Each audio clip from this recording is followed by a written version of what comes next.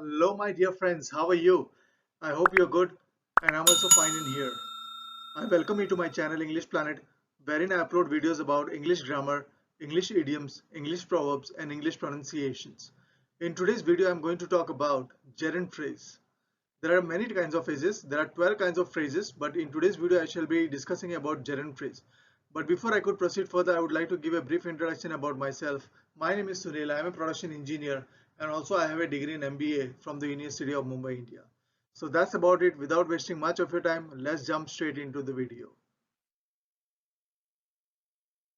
In today's section, I shall be covering what are modifiers, what are subjective and objective complements, and what is a gerund phrase.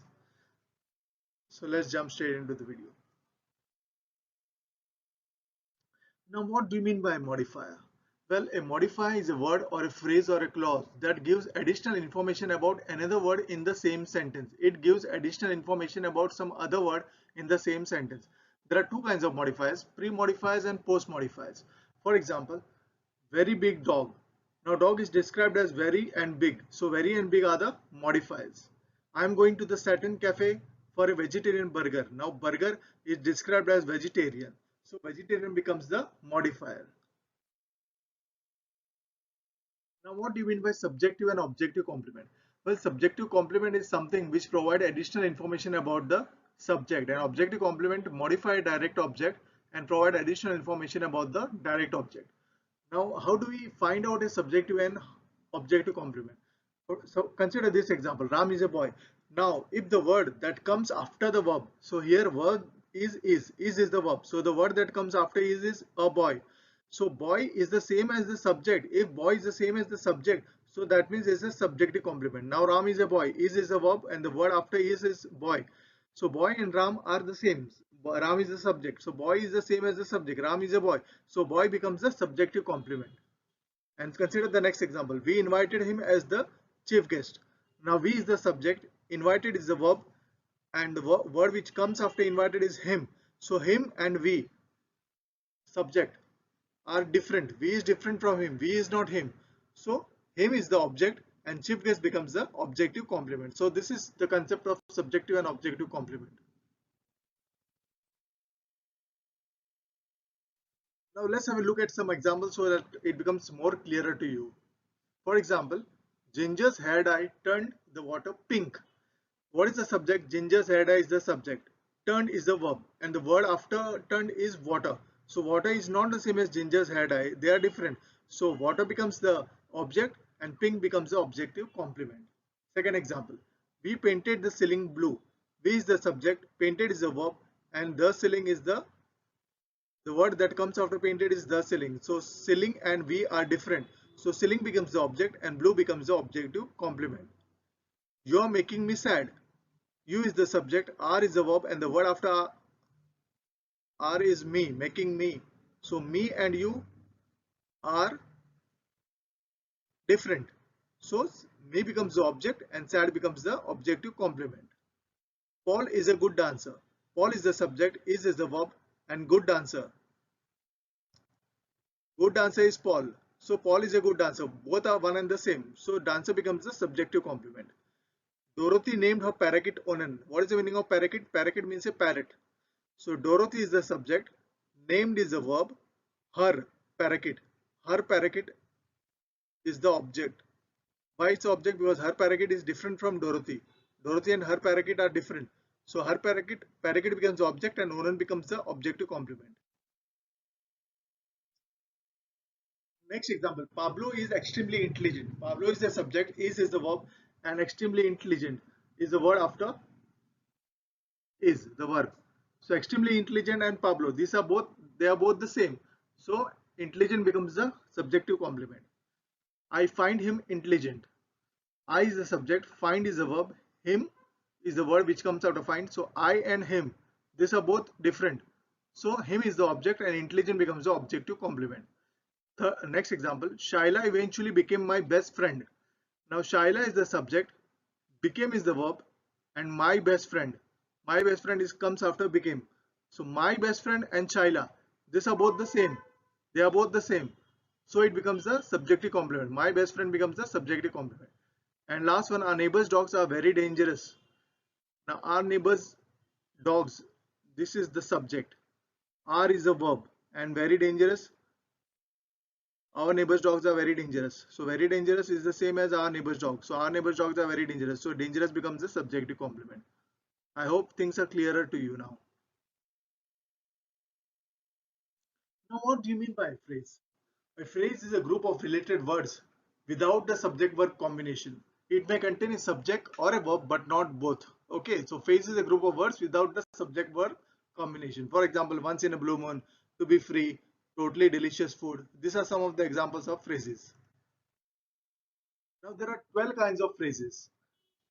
They are gerund phrase, verb phrase, adjectival phrase, adverbial phrase, infinitive phrase, conjunctional phrase, participial phrase, appositive phrase, absolute phrase, interjectional phrase, noun phrase, and prepositional phrase. In today's lecture, we shall be discussing about gerund phrase.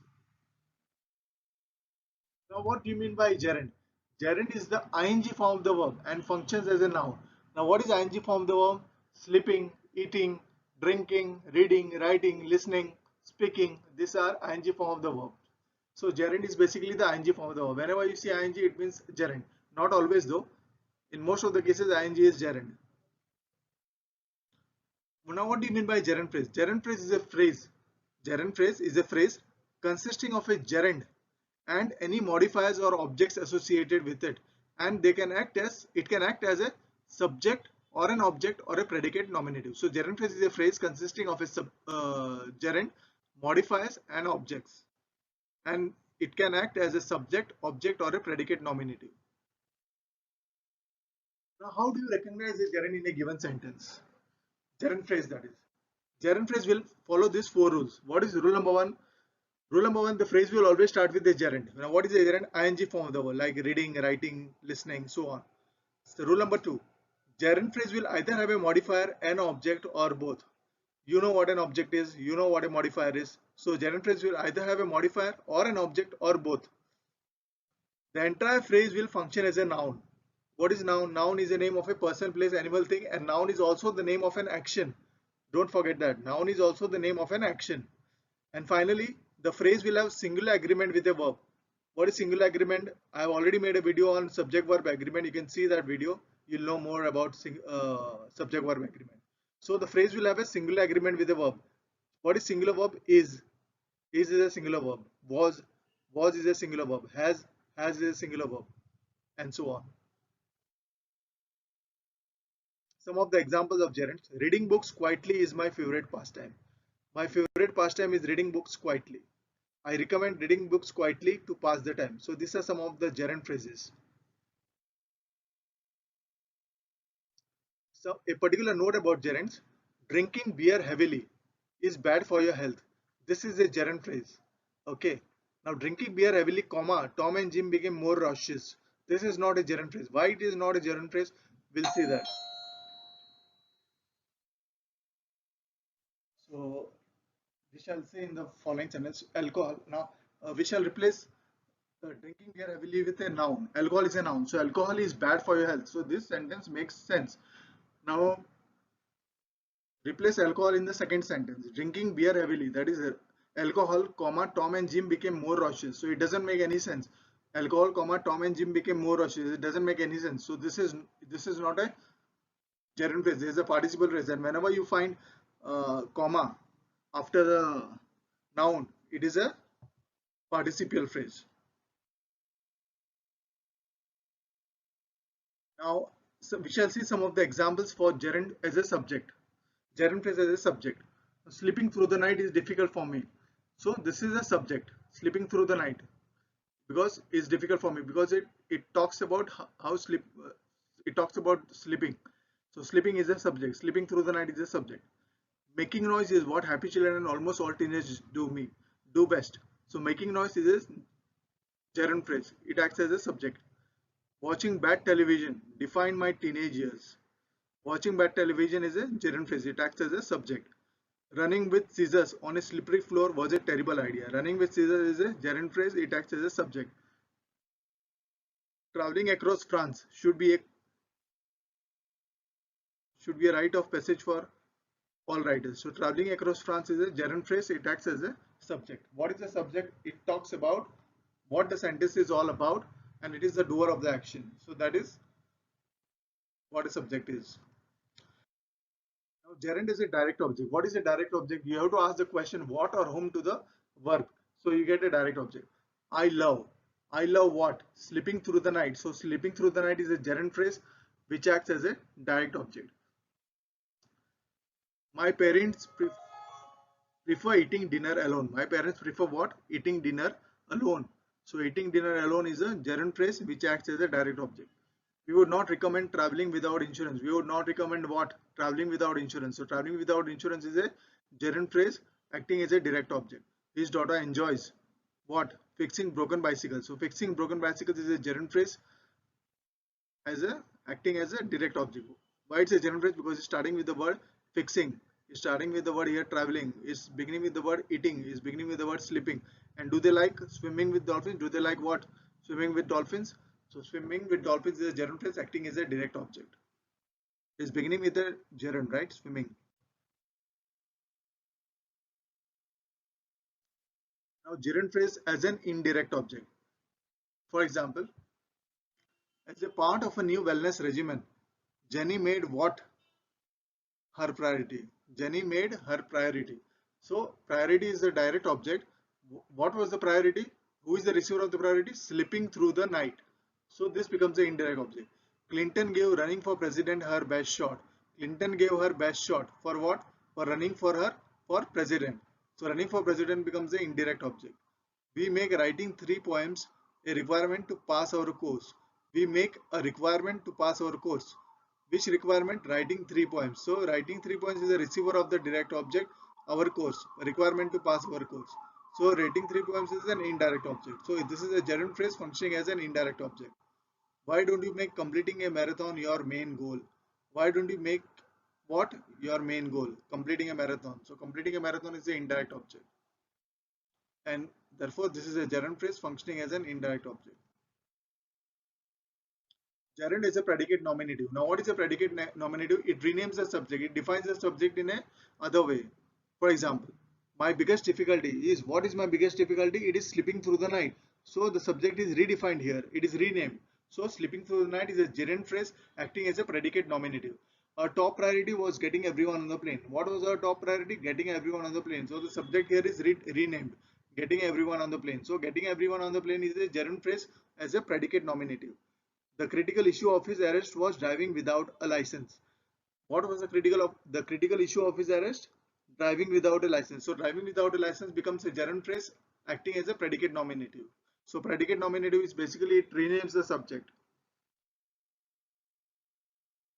or it defines the first part of the sentence. Gerund is an object of preposition. Gerund is an object in gerund phrase as an object of preposition. You will find a preposition before the gerund phrase. For example, the doctor suggested drinking warm milk for is the preposition, sleeping through the night. So this becomes the object. So this is the gerund phrase acting as a object of preposition. Why? Because the for, it comes after the preposition for. By crying like a baby, you won't get anywhere in life. By is the preposition. So the gerund phrase comes after the preposition by. So what is the gerund phrase? Crying like a baby. So this becomes the gerund phrase acting as an object of preposition. Exercise is futile without eating healthily. Without is the preposition. So eating healthily is the gerund phrase acting as an object of preposition. So that's it, ladies and gentlemen, from me. I hope you have understood most of the things, and if you have not understood by watching the video once, see the video twice or thrice maybe, and you will understand the basic concepts. So that's it, ladies and gentlemen, from me. Thanks for your time. Until next time, bye bye.